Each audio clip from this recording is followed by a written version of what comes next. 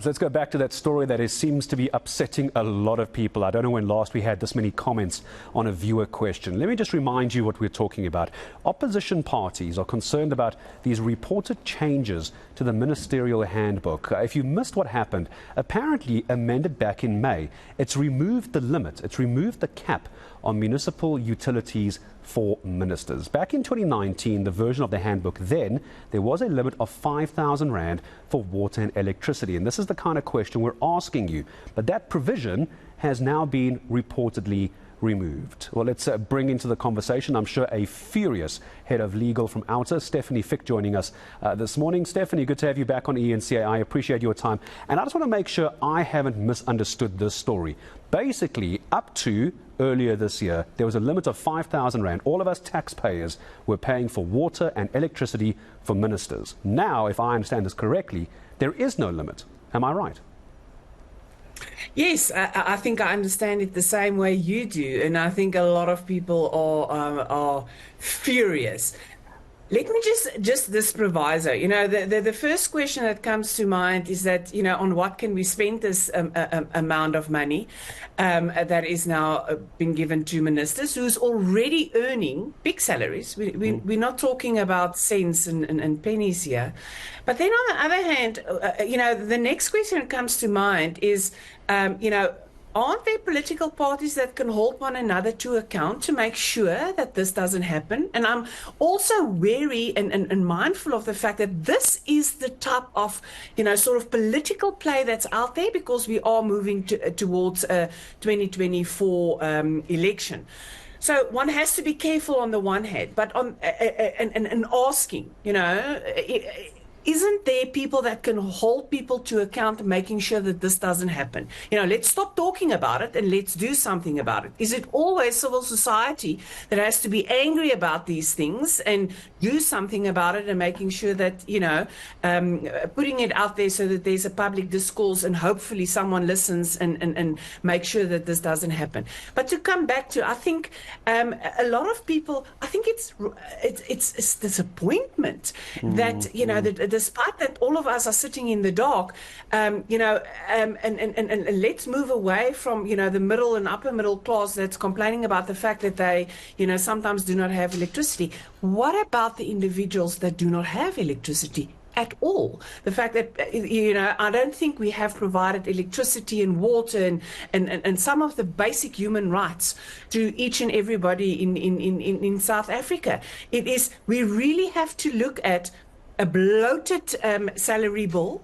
We have to look at our expenses, and then you hear stories like this. You hear the stories like this, and exactly to your point of, we're not talking about pennies and cents. And Tumza made the point at the top of the show this morning, Stefanie, as well, that a minister is earning anywhere between 1.5 and 2.5 million Rand a year. You work that out. It's someone sitting on a salary of about 180,000 Rand a year. And then we also hear in this report that administrative support staff in ministerial offices, their salaries have increased from 850,000 Rand to 1.15 million Rand per year. And while we look at those numbers, I can't help but wonder, even if there was a 5,000 Rand cap before, why in the world is civil society paying for the power and water of ministers anyway? How is that fair to even start with, regardless of what the cap is?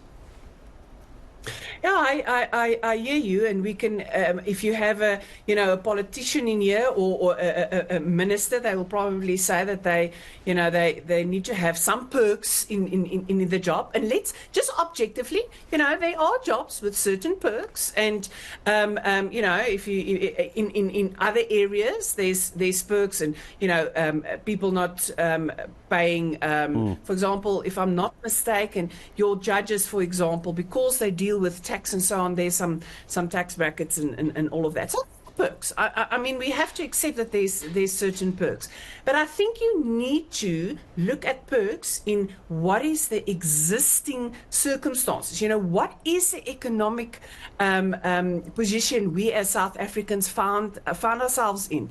We've gone through COVID, state capture. We know the enormous amount of monies that left South Africa, and we're struggling. And one of the things is the salary bill. You know, there's too many people, and we're not going to create jobs in government. We need to create jobs in the private sector. And then you hear, and now, except for the fact that we have too many people in certain positions, we do not have the right people in certain positions, we still see that corruption is getting out of hand. And then you hear that there's perks, not perks are increased, getting better.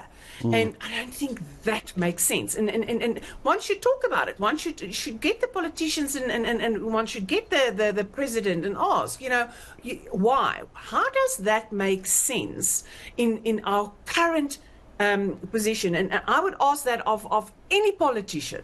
How does that make sense in where we are today with the economy? It's almost a case of not being insensitive to the economic situation we're in. Legally, I just want to end the conversation here, Stefanie, if we could. Legally, what happens next? You're saying someone and people need to be held accountable to stop this sort of abuse of taxpayers' money. What is that legal route for you before I say goodbye? What could be done?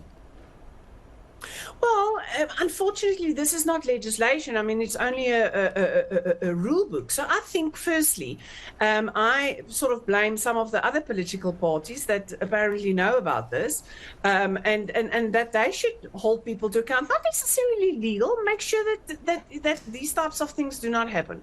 And then secondly, if we then can't, I think civil society needs to be vocal about this.